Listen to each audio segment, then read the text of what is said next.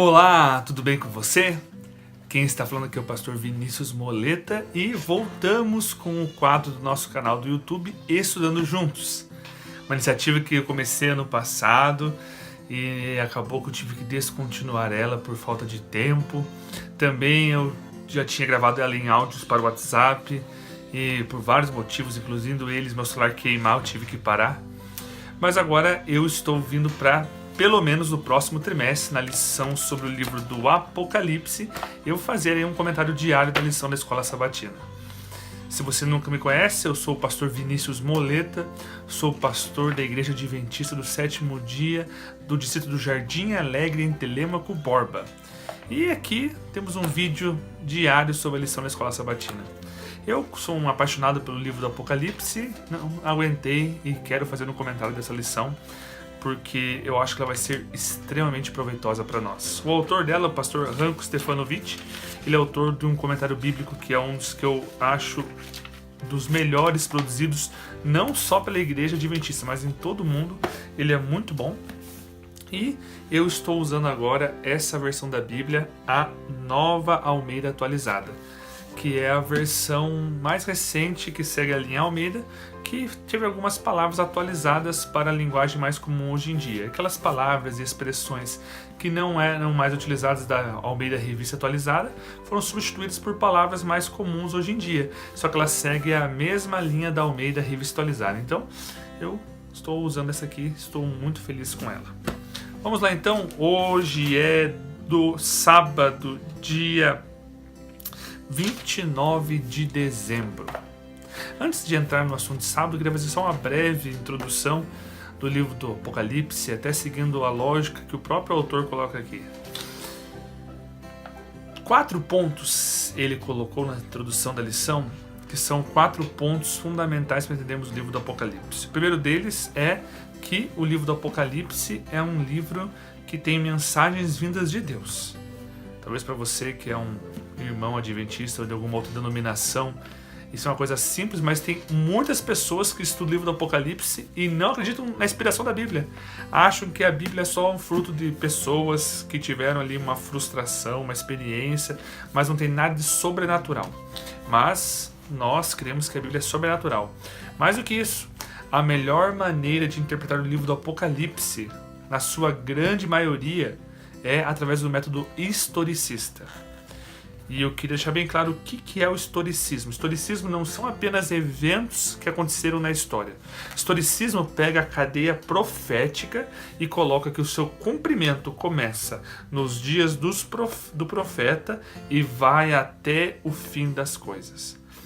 Então, uma linha, não é um ponto isolado na história, é uma linha. Isso é o historicismo. O terceiro ponto é que ele vai analisar o Apocalipse de maneira com uma estrutura, e isso é muito importante, porque cada sessão tem um aspecto interessante. A primeira sessão, que vai do capítulo 1 ao 3, fala sobre a situação das igrejas da época de João. 7 cartas para 7 igrejas que existiam na época de João, e essas 7 cartas, além de mensagens para as igrejas da época de João, também são mensagens proféticas sobre 7 períodos da igreja. Depois do capítulo 4 ao capítulo 4 ao 11, nós temos ali os 7 selos, 7 trombetas e algumas visões introdutórias que mostram juízos de Deus e outros detalhes sobre também a história do povo de Deus. Não quer dizer que cada selo, trombeta e igreja representa a mesma coisa, quer dizer que o primeiro selo, a primeira trombeta e a primeira igreja são o mesmo período, não.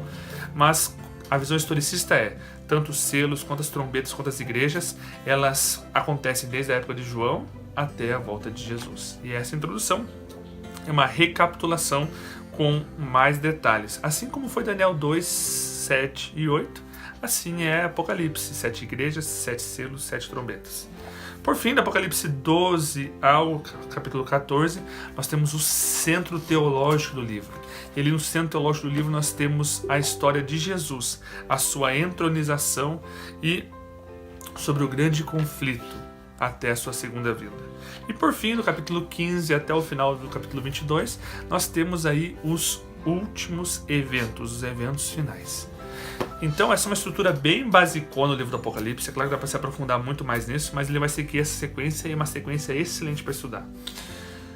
E o nosso verso áureo de hoje, eu queria ler para vocês, está lá em Apocalipse capítulo 1, verso 3, e quero ler do verso 1 ao 3, diz assim: revelação de Jesus Cristo, a qual Deus lhe deu para nos mostrar aos seus servos as coisas que em breve devem acontecer, e que ele, enviando seu anjo, deu a conhecer a seu servo João, que atestou as palavras de Deus e o testemunho de Jesus Cristo, quando a tudo que viu.